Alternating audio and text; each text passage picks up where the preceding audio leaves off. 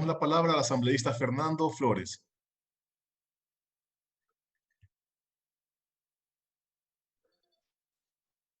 Muchas gracias, señor presidente. Estimados legisladores, buenas tardes. Bueno, sí, indudablemente yo creo que es importante el debate. El debate es el que nos permite dentro de la legislatura llegar a acuerdos, a consensos o a disentir de lo que opinamos de un lado y del otro lado. Lo que se debe siempre es buscar el debate porque eso es la esencia que tiene el poder legislativo. Y cuando se nos inhibe o se nos coarta el derecho al debate, es cuando tenemos este tipo de situaciones que estamos viviendo hoy día dentro de esta Asamblea Nacional. Yo espero que indudablemente la situación sanitaria que vive el Ecuador en este momento sea superada lo antes posible para que podamos regresar a esas sesiones presenciales y podamos abrir los debates como corresponde para que con argumentos, con bases, con sustentos, podamos mantener nuestras tesis, porque cada uno es dueño de la verdad desde su visión, desde su punto de vista, desde su lógica política, y esa es la diferencia. Y eso es lo que esperamos y anhelemos que los ecuatorianos están pidiendo, que retornemos justamente a esa actividad para poder abrir estos debates que son importantes para el pueblo ecuatoriano. Indudablemente hay cosas más importantes o más urgentes, diría yo, que necesitamos tratar dentro de la Asamblea Nacional. Y una de las cosas que en esta sesión hoy día se ha marcado claramente es el hecho de la fiscalización interna que tiene que haber dentro de la Asamblea Nacional. Es necesario que la Asamblea Nacional definitivamente le dé una respuesta a los ecuatorianos frente a todas estas denuncias de corrupción que se han presentado en este tiempo de pandemia y que es necesario evacuar. Ha venido propuestas de varios legisladores en crear comisiones o enviar a una comisión específica un mandato del Pleno de esta Asamblea Nacional para que se abran investigaciones tanto en el reparto de los hospitales, en los repartos de CENEL, en los repartos que ha habido en todas las funciones públicas y hoy en día el tema de los carnets de discapacidad que han sido obtenidos de manera fraudulenta. Nosotros no podemos poner en duda a 450,000 ecuatorianos que han obtenido ese carnet de discapacidad, un derecho que se consiguió en la Asamblea Nacional, una ley de discapacidades que tengo el orgullo de haber trabajado y haberla aprobado en el primer periodo que tuve el honor de ser legislador. Una ley que buscó garantizar derechos para los grupos más vulnerables, pero desgraciadamente la politiquería y la corrupción son los que están acabando con los derechos de estos grupos vulnerables. Y eso tampoco podemos atentar.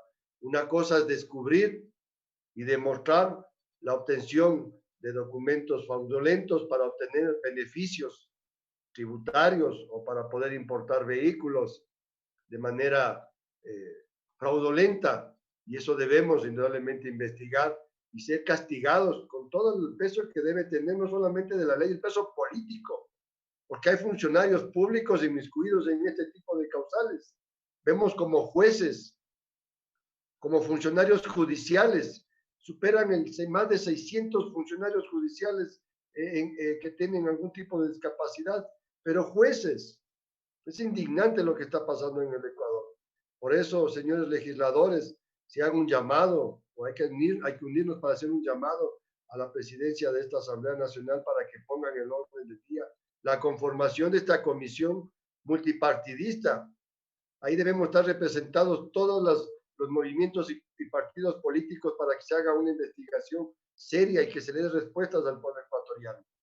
Pero es necesario que sea de inmediato. No podemos seguir esperando que todos los días asome un caso nuevo para tapar el de la semana anterior, porque no nos vamos a olvidar de este tipo de cosas. Es importante que la Asamblea Nacional se autodepure, si es necesario, pero con la verdad, no con supuestos, no con ataques, con falsedades, que lo único que hacen es dañar la imagen de quienes estamos al frente de las funciones públicas.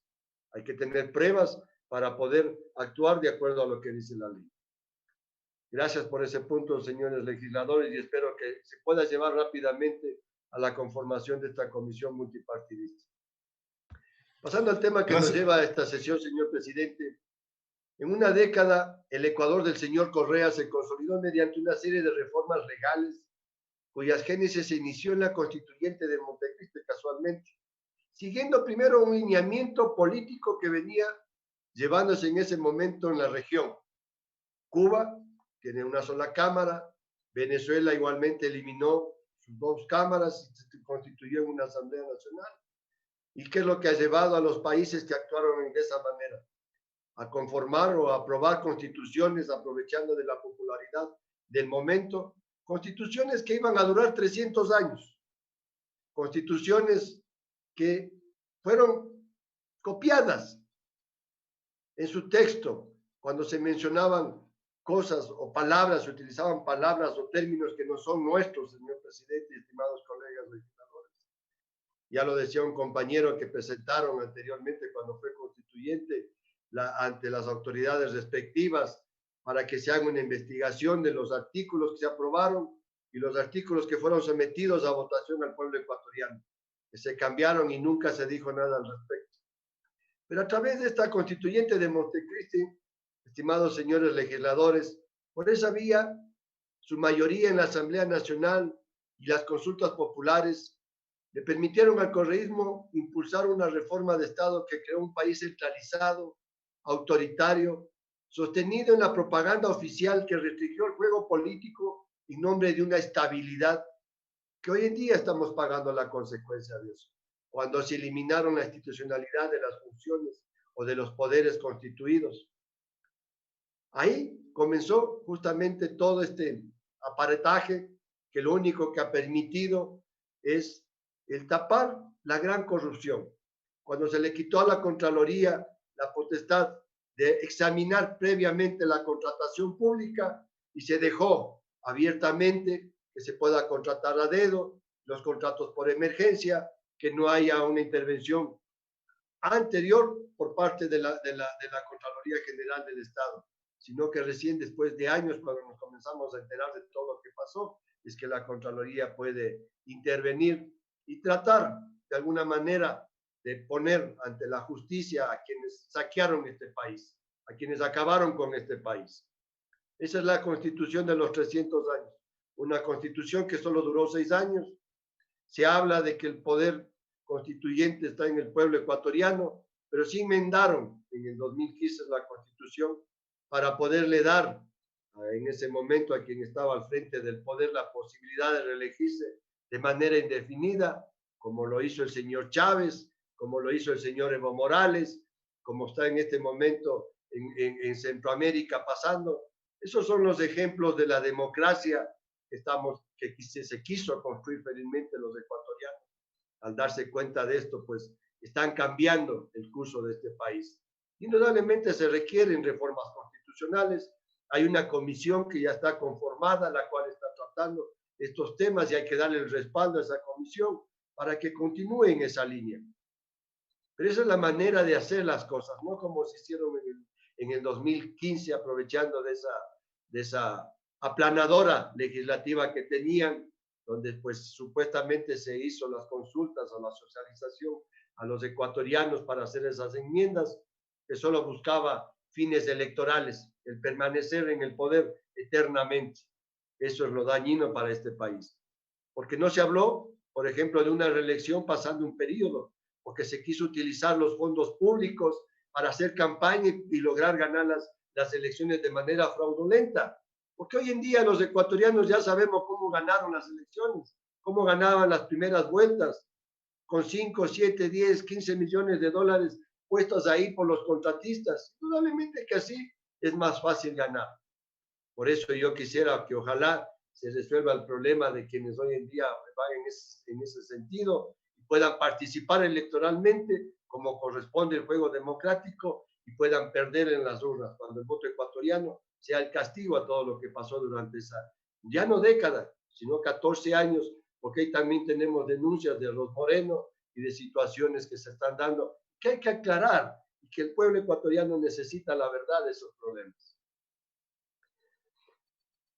Pasando de tema a la comisión de enmiendas que está llevando adelante esta posibilidad de las dos cámaras, lo cual considero de manera personal que es absolutamente necesaria para nuestro país, porque así vamos a poder hacer un control sobre quienes controlan.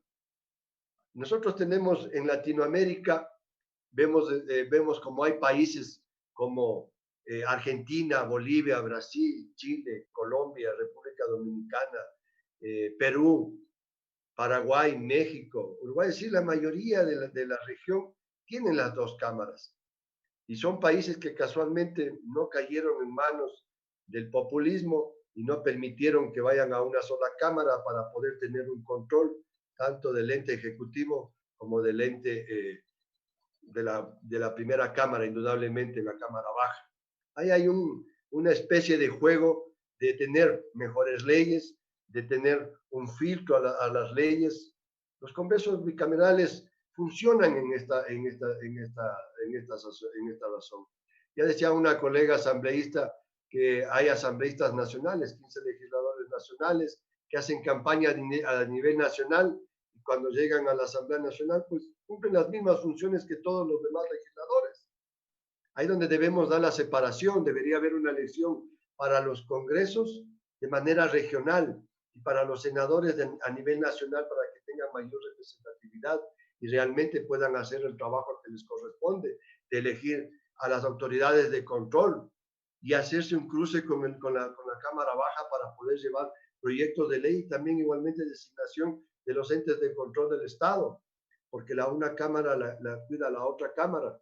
Yo creo que es importante que se debata indudablemente, esto hay que debatirlo, hay que buscar los puntos favorables, los puntos negativos y buscar lo mejor para el Ecuador.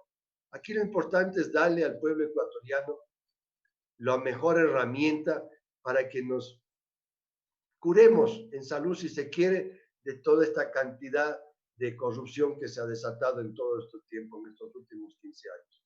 Hay que cambiar eso y de alguna manera yo creo que teniendo las dos cámaras podremos iniciar un proceso para cambiar el país y volver nuevamente al estado de constitucionalidad y de legalidad y que las leyes estén para todos los ecuatorianos y no para unos. Eso es lo más importante de esto. Muchísimas gracias, señor presidente, señores y señores legisladores.